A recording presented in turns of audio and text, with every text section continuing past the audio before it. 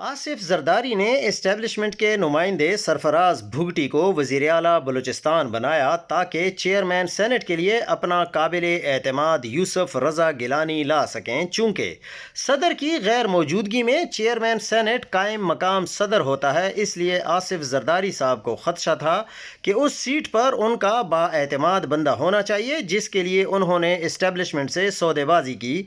सरफराज भुगटी बलूचिस्तान की आवाम के मुंतखब नुमाइंदा नहीं हैं। सरफराज भुगटी निगरान सेटअप में वफाकी वजीर दाखिला थे। आम इंतखाबात से 2-2.5 माह पहले इस्तीफ़ा दिया और पीपल्स पार्टी में घुस गए। इलेक्शन उनको जितवा दिया गया, यूं वो वजीर आला बलूचिस्तान बन गए। सेहूनियत अपने मज़मूम मकासद के लिए लड़कियों का इस्तेमाल कदीम दौर से करती चली आ रही है। मशहूर फ़ातिहीन तारिक बिन ज़ियाद, सलाहुद्दीन अयूबी और उस्मानी मुजाहिदीन को भी लड़कियों के ज़रिए ट्रैप करने की कोशिश की गई। सेहूनियों ने हर वक्त CIA में हनी ट्रैप का एक बाकायदा शोबा डिज़ाइन किया और CIA से आगे MI6, रा और दीगर एजेंसियां जो भी दुनिया में काम करती हैं, उन्होंने भी इस तरीक़ेकार को फॉलो किया। कुछ निजी माफियाज़ ने भी हनी ट्रैप को अपना इख्तियार बना लिया और अपने नापाक अज़ाइम पूरे किए। लड़कियों को इस्तेमाल करके अपने सियासी मकासद हासिल करना बहरहाल बातिल का तरीका है। एक मोमिन मुसलमान कभी ऐसी गलीज़ हरकत नहीं करता। वो सामने आकर बहादुरों की तरह लड़ता है और बातिल का मुकाबला करता है। जैसा कि शरीफ ख़ानदान की एक खातून ने खुद फहश वीडियोस के ज़रिए मुखालिफिन को ब्लैकमेल करने का दावा किया था।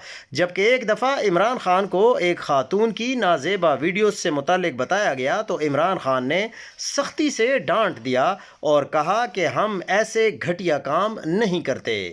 हमारे बड़े साहिबान का मिनरल फ्रॉड एक्सपोज हो रहा है। अमेरिका में फरवरी 4 को होने वाली मिनरल कॉन्फ्रेंस G7 के ममालिक के अलावा इंडिया समेत 20 ममालिक को मदऊ किया गया है। पाकिस्तान को इस कॉन्फ्रेंस में नहीं बुलाया गया। इस कॉन्फ्रेंस को सेक्रेटरी खारजा मार्को रूबियो है, वो लीड करेंगे। ऑस्ट्रेलिया ने अमेरिका के साथ $8 अरब का मिनरल मुआहिदा साइन किया है। जिन ममालिक की मिनरल ज़ेरे बहस आ रही हैं, उसमें भी पाकिस्तान नहीं है।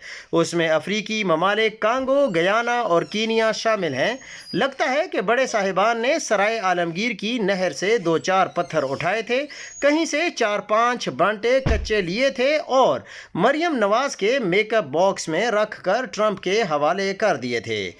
कुछ दिनों से जो आप देख रहे हैं कि सहाफ़ियों से बात करते हुए बलूचिस्तान के वज़ीर आला सरफराज भुगटू जो है वो आंसू बहा रहे हैं। ये देखकर हमें इस्लामी तारीख़ का एक मशहूर वाक़या याद आ गया।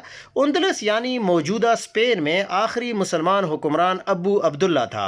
नाअहल और बुज़दिल अबू अब्दुल्ला ने अपनी जान बख्शी की रियायत के एवज़ अपनी रियासत गरनाता एक मुआहदे के तहत जो फर्टिनेंडेड और इसराइल के हवाले कर दी और ख़ुद अपने ख़ानदान समेत अफ्रीका रवाना हो गया। जब वो अफ्रीका जा रहा था तो एक पहाड़ी पर खड़े होकर उसने गरनाता पर आखिरी नज़र डाली और आंसू बहाने लगा। उस पर उसकी माँ आयशा उल हिरा ने एक तारीख़ी जुमला कहा, तुम जिस रियासत की मर्दों की तरह हिफाजत नहीं कर सके, अब उसे देखकर औरतों की तरह रोने का तुम्हें कोई हक नहीं है।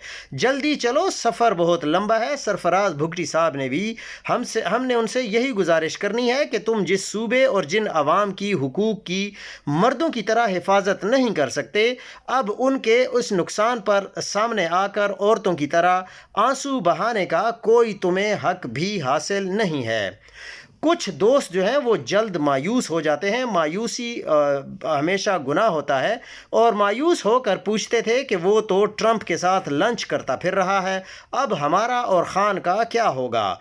हमने उस वक्त भी कहा था और आज भी कहते हैं कि ट्रंप जिसके साथ लंच कर रहा है वो कबाब में हड्डी है, हड्डी से गोश्त उतार कर फेंक दिया जाता है। ट्रंप का महबूब इंडिया है, उसके नाज नखरे बढ़ चुके थे।